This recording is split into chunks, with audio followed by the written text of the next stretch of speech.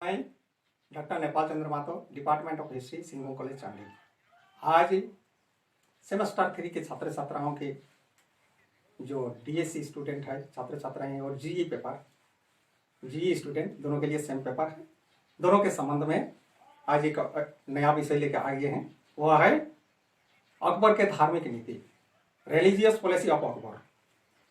अकबर के धार्मिक नीति के बारे में विशेष अध्ययन करना है और उसके जो धर्म के क्या विचार था, उनके पहले का विचार क्या था, उसके बाद के विचार क्या था, विभिन्न व्यक्तियों के साथ संपर्क में उनका विचार में क्या परिवर्तन हुआ। ये सारे परिवर्तनों के बाद ये जो एक महान चीज जो अपना जीवन में अपनाए, जिसे दीन इलाही कहा जाता है, तो दीन इलाही के संबंध में एक एक करके हम लोग आलोचनात्मक अध्ययन प्रस्तुत करेंगे। तो मध्यकालीन भारत के इतिहास में अकबर की धार्मिक नीति एक महत्वपूर्ण स्थान रखती है और यह उनका राजनीतिक दृष्टिकोण से अपना शांति बनाए स्थापित करने के लिए यह उनका एक महत्वपूर्ण कदम थी। पूर्व में जैसे कि उनका पूर्वज हुमायूं, उनका पिता हुमायूं, उनका पूर्वज बाबर, उनके काल में वे लोग तो अपना सल्तनत कालीन जो धार्मिक नीति थी, ये विचारों को ही वे लोग अपना जीवन में अपनाए, अर्थात है धर्मांधता नीति माना जाएगा।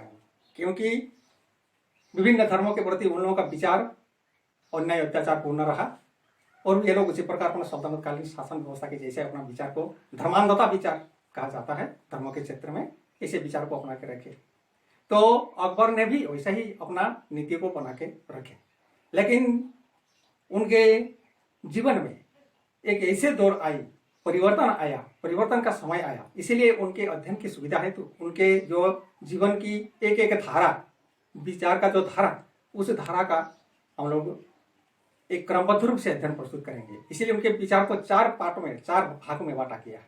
एक हो गया 1556 से 1562, 1556 से 1562 तक का काल। इस काल में बैरम खां के साथ उनका प्रधानमंत्री होने के नाते उनका विचार धर्म के प्रति या हिंदू के प्रति पहले अपने पूर्वजों के जैसा ही अपना बिताए।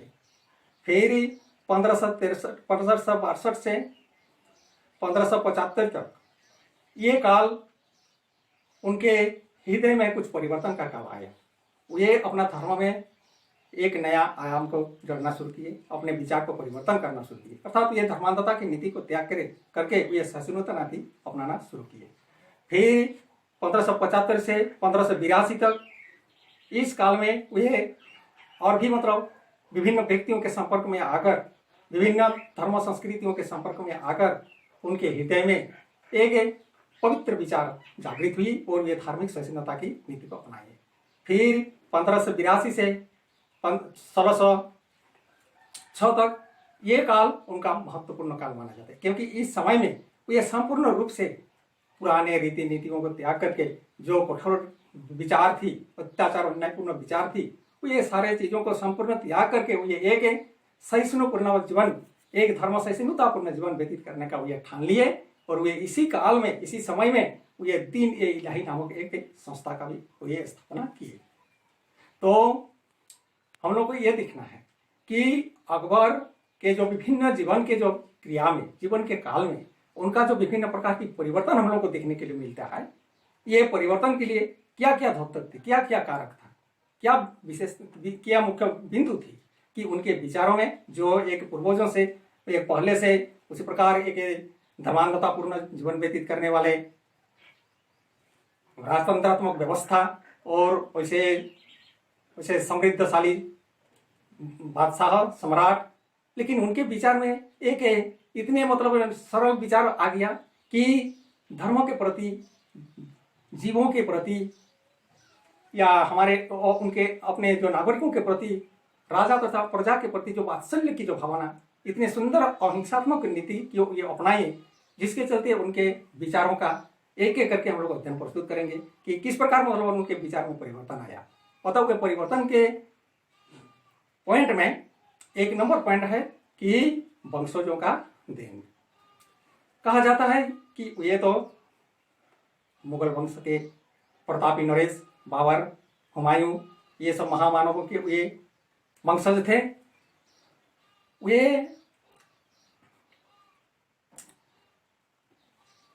हमारे सल्तनत कालीन जो इस्लाम थे, उन लोगों का विचार कठोर विचार था, धर्मांधता विचार था, लेकिन उनके वंशज जो थे वे सिया संप्रदाय के होने के नाते बाबर, हुमायूं उतने धर्म के क्षेत्र में उतना कठोर उन लोगों का विरासत नहीं था।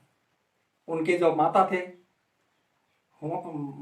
हमीदा बानो बेगम, उनके विचार भी इतना स्निग्ध विचार था, जीवों के प्रति, नागरिकों के प्रति, मानवों के प्रति इतनी दया की भावना थी कि इतिहास भी कहते हैं कि हाँ, बेगम की विचार स्निग्ध विचार थी। ये सभी धर्मों के कदर करने वाले, नागरिकों को प्रेम, दया, क्षमा करने वाले ऐसे विचार के मानव थी, महिला थी।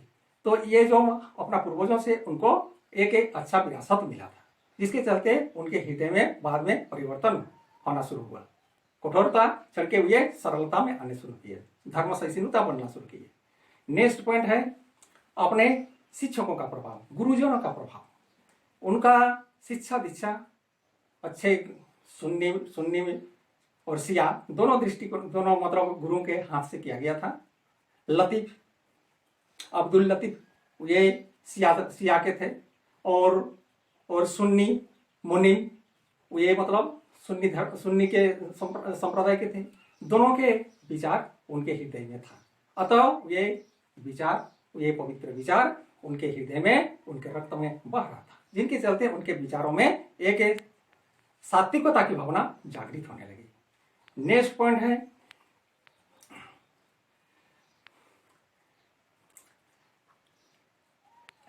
भक्ति आंदोलन। उस समय 15वीं शताब्दी के काल और 15वीं शताब्दी के काल में भक्ति आंदोलन एक सभी धर्मों के लिए एक महत्वपूर्ण समय थी कि भक्ति का विचार जीवों में प्रेम, दया, सहानुभूति, अहिंसा, ये सारे जो विचार को हमारे सभी धर्मों में, इस्लाम धर्मों में भी, ईसाई धर्मों में भी, और इधर मतलब जो हमारे हिंदू धर्म के तो महान महान पंडित, ये लोग तो जैसे कबीर, दादू दयाल, तुलसीदास, मीराबाई, हमारे चैतन्य महाप्रभु, वल्लभाचार्य, शंकराचार्य, ये सब लोगों का विचार, रामानंद, ये लोगों का विचार पूरे मानव जीवन को, मानव समुदाय को सद्भाव में परिणत करने जा रहा था। ऐसे स्थिति में उनका विचार भी अछूता नहीं रहा। उनके भक्ति आंदोलन की जो मतलब धारा थी, प्रवाह था, वह प्रवाह से भी अकबर का परिवर्तन हुआ। नेक्स्ट पॉइंट है मुल्ला मौलवियों का देन। मुल्ला मौलवियों ने उस समय ये लोग मतलब अपना विचार को इतने मतलब दलील देते थे, विचार को इतना कठोर बना के रखे थे कि आपस में वो लोग मतलब द्वंद्व प्रतिद्वंद करते, वाद विवाद करते थे। अपने को ऊंचा, दूसरे को नीचा, ऊंचा नीचा दिखाने का उन लोगों का विचार जग गया था। अतः उन लोगों का विचार में ये जब उन लोगों के विचारों को सुने तो देखे कि ये लोग इतने मतलब अंत में धर्म के बारे में या किसी सत चीजों के बारे में ये लोग आलोचना करते करते, वाद विवाद करते करते उन लोग तलवार भी निकाल लेते थे, हाँ, और एक दूसरे को काफिर भी कहना शुरू कर देते थे। अर्थात ईसाई लोगों में, ये मुल्ला मौलवियों में प्रति स्पर्धा की भावना बहुत ज्यादा जग गई थी। इससे भी अकबर को यह खराब लगा कि ये क्या बात है, धर्म के बारे में क्या ऐसा मतलब वाद विवाद होना उचित है। अतः ये लोग धर्म भीरू नहीं है, धर्म का बारे में इन लोगों को विशेष उतना ज्ञान नहीं है। अतः ये कहे कि इसके मतलब वास्तविक चीजों को कि धर्म क्या चीज है और धर्म का वास्तविक औचित्य क्या है, इसके लिए ये अपना जानने का अपना आंतरिक अभिलाषा जागृत हुआ और ये उनके विचारों का परिवर्तन का एक महत्वपूर्ण कारण बनी। नेक्स्ट पॉइंट आ गया अपना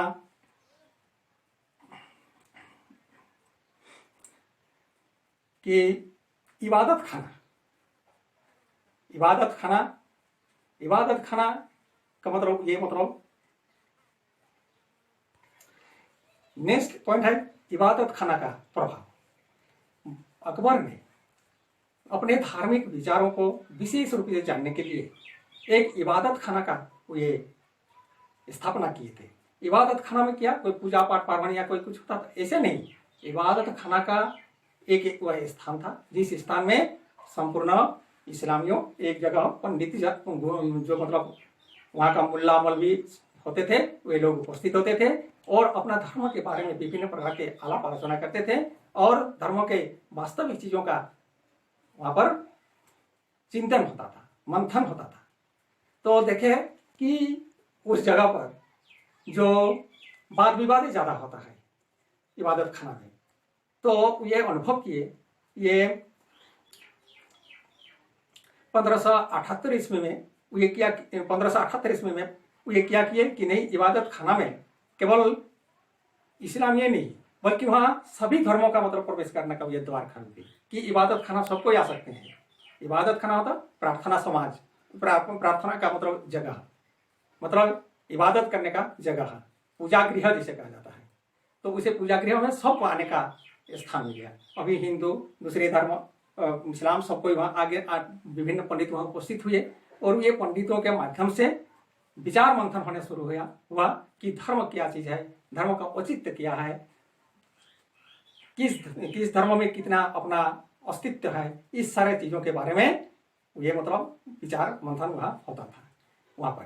तो ऐसी स्थिति में अकबर को यह अनुभव लगा, ज्ञान हुआ कि केवल ईसाई धर्म में ही मुख्य चीज नहीं है, बल्कि सत्य शाश्वत चीज नहीं है, बल्कि और भी जो धर्म है, विभिन्न प्रकार की जो मतलब समाज में धर्म है, ये समाजों का, ये धर्मों का, उन लोगों का संस्कृति, उन लोगों का विचार चिंतन, उन लोगों का जो वास्तविक चीज है, बहुत सारी चीज उसमें भी गूढ़ रहस्य उसमें रहा है। अतः वो धर्म में भी सत्यता का आभास होने लगा। नेक्स्ट पॉइंट है धर्म चिंतन बनना, कि उनका विचार भी ऐसा जगह कि मैं तो विशाल साम्राज्य का तो अधिपति बन गए हैं, एक महान वंशज का तो वही वंशज का तो एक महान सम्राट अकबर के रूप में मैं हूँ। अकबर शब्द का अर्थ ही होता है महान मैं सम्राट हूँ, महान बादशाह हूँ। लेकिन हमें क्या, अभी धर्म के क्षेत्र में एक महान धार्मिक व्यक्ति भी अपने को कहलाने के लिए ये अपना नीति को अपनाए, आंतरिक विचार को ये ठाने कि अपना एक मैं कैसे मतलब एक धार्मिक सम्राट कहलाऊंगा, धार्मिक बादशाह कहलाऊंगा। अतः उनमें मनन चिंतन करने की, धर्म के प्रति, नागरिकों के प्रति आस्था, प्रेम, संस्कृति को बचाने के लिए विभिन्न प्रकार का सबका संस्कृति का मान मर्यादा रखना, ये सारे अपना जो क्रियाकलाप है धर्म के प्रति, एक धर्म का जो प्रतीक है, धार्मिक व्यक्ति धर्मांधता को त्याग करके ये धर्म सहिष्णुता की जो नीति अपनाए, तो उनके विचार में एक परिवर्तन लाए और लाकर ये यह अनुभव करे कि मैं तो एक महान राजा हूँ, सम्राट हूँ, लेकिन मुझे एक महान धार्मिक नेता भी बनना होगा। अतः ये सारे चिंतन उनके हृदय के परिवर्तन का महत्वपूर्ण तत्व का कारण था। अभी जो परिवर्तन जब हो गया तो अभी ये ठान लिए 1556 से 1578 के बीच, 1606 के बीच ये मतलब एक महत्वपूर्ण कदम उठाए। और वह कदम था उनके जो विभिन्न संप्रदायों से मिला हुआ विचार, जैसे पारसी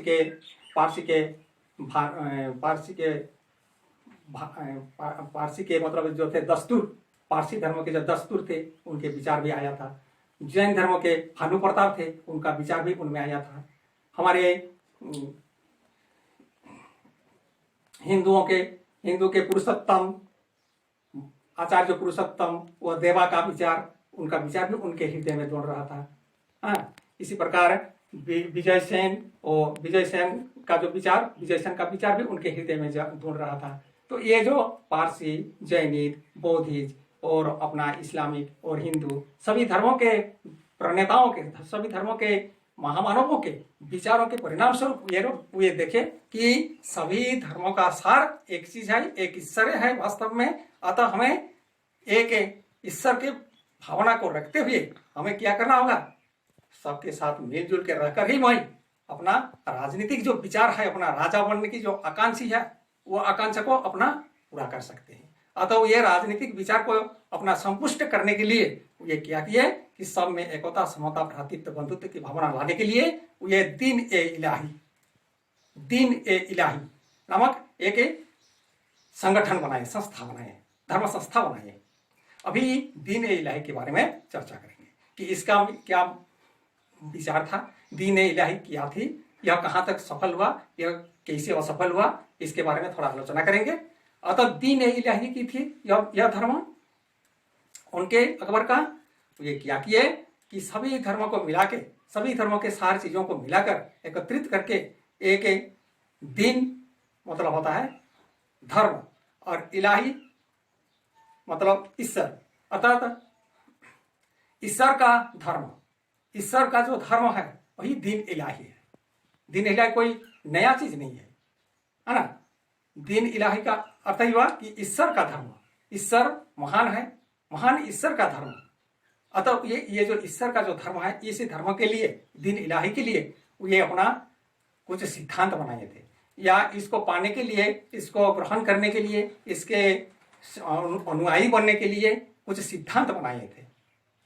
हाँ, उनका विचार था, इसका सब सारे चीजों का विचार उनका एक नंबर में था कि अपना राजनीतिक स्थिति को, राजा का जो औचित्य है, एक राजनीतिक दृष्टिकोण से किस प्रकार भारत को एक समृद्धशाली राष्ट्र बनाया जाए, समृद्धशाली देश के रूप में, राज्य के रूप में बनाया जाए। इसीलिए ये उनका राजनीतिक मनोवांछा को आपूर्ति करने के लिए ये एक धार्मिक नीति का जो मतलब अपना एक संदेश लाए, वह संदेश था दीन इलाही, सर्वधर्म समन्वय। जैसे कि हमारे सम्राट अशोक का पीरियड का नीति, ये भी सर्वधर्म समन्वय नीति अपनाए थे, सभी धर्मों को मिला जुला के एक धर्म और एकता समता का पाठ सिखाए थे।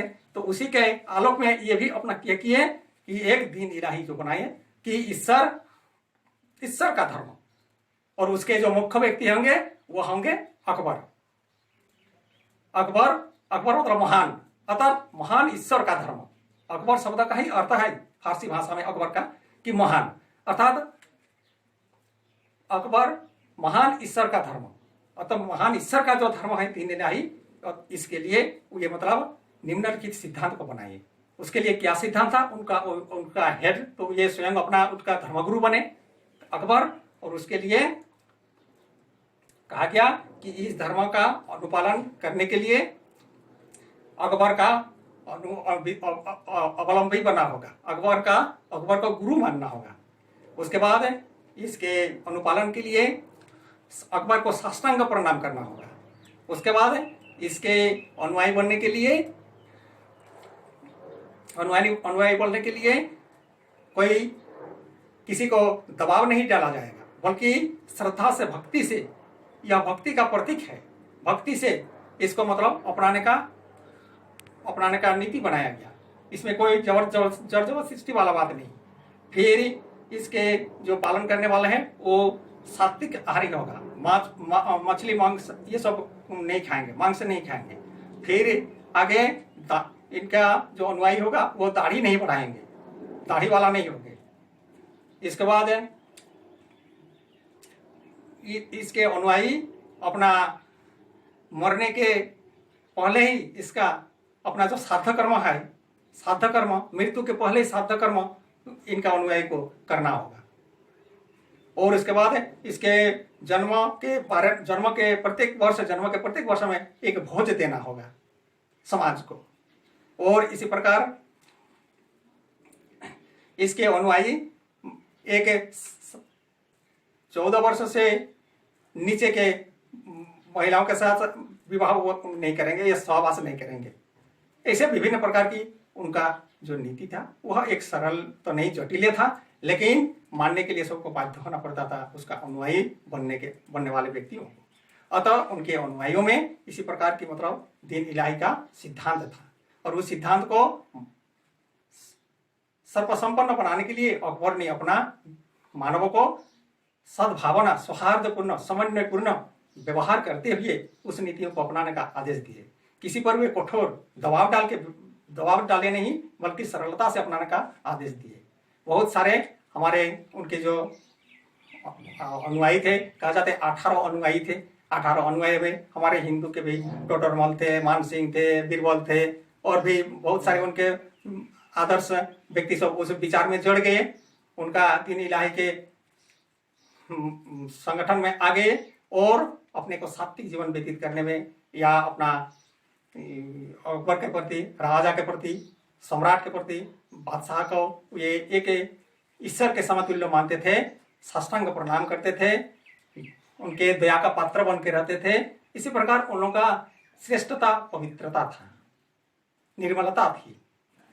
अतः ये अकबर की ये जो विधान, ये जो नीति है दीन इलाही, इस नीति के बारे में विभिन्न इतिहासकार विभिन्न प्रकार का उनका चर्चा किए हैं। बदायूनी का कहना है कि ये अकबर अपना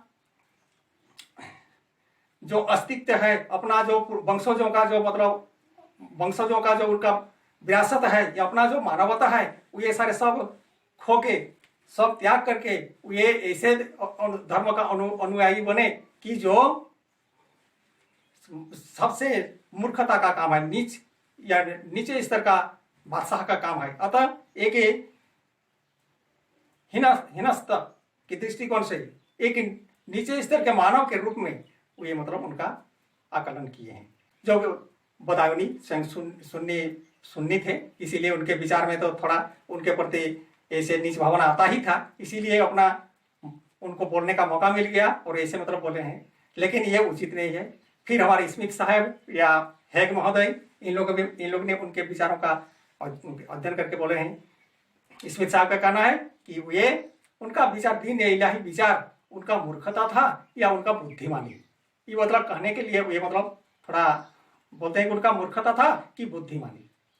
जैसे कि हमारे हैग महोदय कहें कि दीन इलाही धर्म की जो सिद्धांत, इससे ये स्पष्ट हो जाता है अकबर की नीति कि ये वास्तव में एक धार्मिक दृष्टिकोण से मानवों को सद्भाव से जोड़ने का एक नीति था, नियम था, जो राष्ट्र का निर्माण करने में मुख्य अमोद अस्त्र बने। अतः हैग महोदय का विचार अच्छा विचार है, क्योंकि उनके आलोचना, कटु आलोचना हम जितना करेंगे वो आलोचना अच्छी नहीं है, क्योंकि वे महान व्यक्ति कभी मतलब ऐसे विचार नहीं रखे होंगे कि मैं अपना धर्म को त्याग करेंगे, मैं अपना निष्पक्ष रूप से अपना पूर्वजों के मर्यादा को नहीं रखेंगे, समाज को विच्छिन्नता में जाने देंगे, ऐसे भावना तो उनके हृदय में कदापि था ही नहीं। अतः उनके हृदय में क्या हुआ कि दीन इलाही धर्म का यही मुख्य बिंदु था कि राजनीतिक दृष्टिकोण से राष्ट्र को एक राष्ट्र के रूप में भारत को बनाए रखने का एक महत्वपूर्ण कदम था। अतः दीन इलाही के पतन का भी कारण आएगा। पतन का कारण क्या कि बहुत सारे हिंदू या बहुत सारे इस्लाम ये धर्म को नहीं माने, क्योंकि ये तो कोई कठोर जबरदस्ती वाला थपने वाला धर्म नहीं था, सरलता से अपनाने का नीति था। अगर वो तो अकबर चाहते कि करने के लिए बाध्य होगा तो सबको तो करने के लिए मानना ही पड़ता, क्योंकि उनका एक छत्र राज्य था, वे चाहते तो बहुत कुछ कर पाते, लेकिन वैसे विचार मन में रखे नहीं। अतः कोई धर्म इसको स्वीकार नहीं, कोई प्रणेता इसको स्वीकार नहीं। और साथ ही साथ बैरम खां का भी मृत्यु हो गया। बैरम खां का मृत्यु हो गया तो और भी मतलब इनका विचार परिवर्तन हो गया। फिर एक महत्वपूर्ण विचार इसमें आ रहा है कि राजपूतों के साथ अकबर का अपना संबंध, ये भी एक महत्वपूर्ण दीन इलाही का एक परिवर्तन का एक नियत था कि राजपूत राजाओं के कन्याओं के साथ ये मतलब वैवाहिक संबंध स्थापित किए और उनके साथ वैवाहिक संबंध स्थापित करके अपना जीवन को एक नया आयाम दिए। हिंदू संस्कृति के साथ आ गए तो हिंदू संस्कृति के साथ आ गए तो हिंदू के जो संस्कार है, रीति है, नीति है, वो ये सारे विधानों को वो अपना हृदय में अपनाए। और इस्लाम और हिंदू दोनों के बीच जो मतलब मध्य की जो स्थिति है, अतः राजपूतों को अपना अतिथि मानकर राजपूतों के साथ अपना संबंध स्थापित करके ये क्या किए, एक मुख्य नीति को अपनाए कि राजपूत राजाओं का, महाराजाओं का जो सांस्कृतिक, नैतिक या सत्य सनातन धर्म की जो विचार है, ये सारे विचारों को, वेदांगों का जो मतलब विचार है, ये सारे चीजों को भी अपने अपना हृदय में अपनाए। कहा जाता है कि रामायण, महाभारत और 4 जो वेद, ऋग्वेद, यजुर्वेद, सामवेद, ये सारे वेदों का ये फारसी में अनुवाद कराए थे, अरबी में अनुवाद कराए थे, जिससे कि इसका प्रचार प्रसार जन जन तक पहुंचे। कितने स्निग्ध विचार का हमारे अकबर की नीति। तो इससे ये स्पष्ट होता है कि ये मतलब मानवों को एकजुट में लाने के लिए और अपना राजनीतिक लाभ उठाने के लिए ये क्या किए, इसी प्रकार सर्वधर्म समन्वय नीति जैसे मतलब नीति, तीन इलाही नीति को बनाए थे, लेकिन इसमें किसी को जबरदस्ती मतलब डालने पर थोपने का प्रयास कदापि नहीं किया गया था। जो भी हो, इनका नीति कुछ हद तक तो सफल हुआ, लेकिन वह असफल ही रहा, क्योंकि बहुत सारे इसका कारण हो गया कि ये मतलब इस पर कोई उतना ध्यान भी नहीं दिए और केवल राजनीतिक संपुष्टता के लिए राजनीतिक दृष्टिकोण से, सांस्कृतिक दृष्टिकोण से अपना राज्य को, अपना देश को मजबूत बनाने के लिए ये मतलब इसी प्रकार का नीति अपनाए थे। तो ये नीति अपनाने के बाद क्या ये कहा जाता है कि फतेहपुर सीकरी के गढ़ में इमाम पर ये बैठकर खतुआ भी पढ़े थे। खतुआ एक ऐसी चीज होता है कि खतुआ वही व्यक्ति पढ़ता है जो उसमें पढ़ा जाता है कि ईश्वर से लेकर मोहम्मद साहब और अभी वर्तमान का जितने सल्तनत है उनके सामने मैं खतुआ पढ़ता हूँ। हाँ, कि खतुआ पढ़ा जाता था और वह खतुआ के माध्यम से यह स्पष्ट हो जाता था कि ये जो खतुआ पढ़ने वाले होते थे वे स्वयं उस वहां का सर्वेसर्वा सम्राट या सर्वेसर्वा बादशाह माने जाते थे, क्योंकि वे ईश्वर का अग्रदूत माने जाते थे खतुआ पढ़ने वाले। तो वे अकबर अपना खतुआ भी पढ़े थे। हाँ, और इमाम में खतुआ आसन पर बैठकर वे खतुआ पढ़े थे और वे एक अजहर मजहर भी एक निकाले थे, मतलब आज्ञा पत्र। यह आज्ञा पत्र क्या था, उसमें लिखा हुआ था आज्ञा पत्र में कि सभी मानवों को, सभी नागरिकों को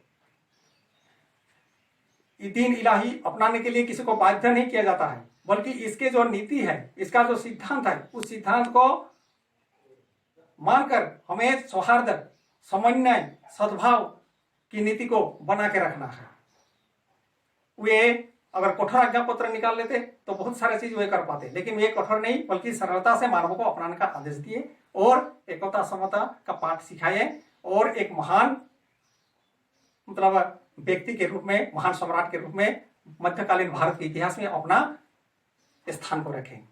दीन इलाही के मतलब जो व्यक्ति होते थे, जो मतलब अनुयायी होते थे, वे लोग एक दूसरे से भेंट मुलाकात होता था तो कहते थे अल्लाहू अकबर, मतलब अल्लाह हो अकबर। तो उधर से जवाब आता था जल्ला जलालहू, अर्थात अल्लाह अकबर मतलब ईश्वर महान है। तो उधर से जवाब आता था कि ईश्वर महान है और उनका ऐश्वर्य भी महान है। ईश्वर तो महान है, उनका ऐश्वर्य भी महान है। अर्थात दोनों तरफ से इसी प्रकार उन लोगों का वार्तालाप, कितना मधुर वार्तालाप, उन लोगों में सद्भाव की भावना लाने का, प्रेम को बनाए रखने का एक उन लोगों का नारा इसी प्रकार होता था। इधर से कहा जाता था अल्लाह अकबर, तो उधर से कहा जाता था जल्ला जलालहू, हाँ, कि ईश्वर महान है। तो उधर से कहा जाता था कि ईश्वर महान और उनका ऐश्वर्य भी महान है।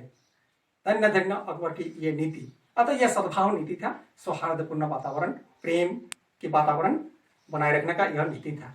जो भी हो, इनके नीति के बारे में तो इसी प्रकार विभिन्न विचार, विभिन्न चिंतन विभिन्न विद्वानों ने अपना किए हैं। बदायूनी, हेग महोदय, कुरुक साहेब, उसके बाद हमारे स्मिथ साहेब, उसके बाद हमारे फजल साहेब, विभिन्न प्रकार व्यक्तियों ने उनके विचारों का एक एक करके अपना प्रशंसा किए हैं कि वास्तव में उनका धार्मिक विचार, धार्मिक चिंतन सभी दृष्टिकोणों से इतने जो एक धर्मांधता पूर्ण व्यक्ति जो अपने सल्तनत व्यवस्था, सल्तनत कालीन इतिहास में पलने वाला या अपना पूर्वों के जो मतलब कठोर नीति अपनाने वाले, वैसे धर्मांधता पूर्ण नीतियों को अपनाने वाले मानव, उनके हृदय में कितना सुंदर परिवर्तन आया और परिवर्तन के लिए कितने कितने मतलब स्थान स्थान पर उनको कितने व्यक्तियों का, महान महान व्यक्तियों का, विभूतियों का उनका सहयोग मिला। ये नियम अनुसार अपना नमाज पढ़ना शुरू किए, नियम अनुसार 5 बार नमाज पढ़ना, उनके लिए ये विभिन्न प्रकार का व्रत, उपासना, ये सब हिंदू संस्कृति के अनुसार उपासना करना, हिंदू के प्रति वे दया भावना अपनाए। 1578 के बाद जो जो मतलब तीर्थ यात्रा कर था, ये सारे करों को ये हटा दिए कि कोई भी मतलब स्वतंत्र रूप से अपना मंदिर मस्जिद सब कोई जगह पर अपना बना भी सकते हैं और पूजा पाठ पार्वण सब कुछ कर सकते हैं। स्वतंत्र मतलब धर्म के दृष्टिकोण से सबको स्वतंत्र कर दिए, किसी प्रकार का कोई अंकुश नहीं रखा गया। और एक जो महत्वपूर्ण चीज है हमारे हिंदुओं के प्रति, जो काफिरों के प्रति, हम लोग के हिंदू के प्रति जो लगाया गया था जजिया कर, ये जजिया कर को संपूर्ण रूप से हटा दिया गया 1579 में 79 में कि इसको जजिया पर क्यों लिया जाएगा। कर किसी के धर्मों के बारे में अगर कर लेंगे तो ईश्वर से कर लेना हो जाएगा। ऐसे महान मानव मतलब हमारे अकबर बोले कि ईश्वर से कर लेना तो हो जाएगा। तो मैं सम्राट रहते हुए, मैं बादशाह रहते हुए किसी पर कोई कर नहीं लगाया जाएगा, चाहे हिंदू हो, मुस्लिम हो, सिख हो, ईसाई हो, पारसी हो, जो भी हो, जैनिज हो, अपने स्वतंत्र रूप से अपना धर्म का अवलंबन करें, स्वतंत्र रूप से अपना धर्म को मान के चले, एकता समता भावना को बधाई कर रखें।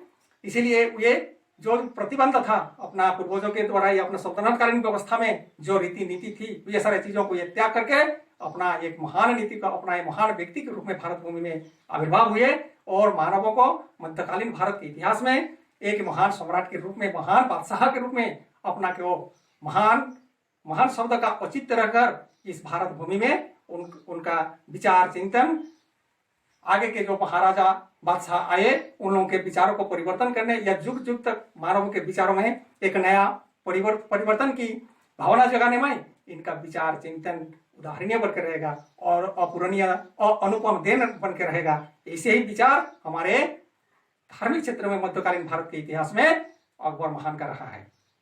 अतः ये सारी चीज जो है उनके बारे में हम लोग को सेमेस्टर 3 के DSC जी छात्र छात्राओं को विशेष रूप से जानना है और इसके बारे में अपना परीक्षा में विशेष रूप से प्रश्नानुसार जवाब को देने का प्रयत्न करना चाहिए। Thank you all. Next class.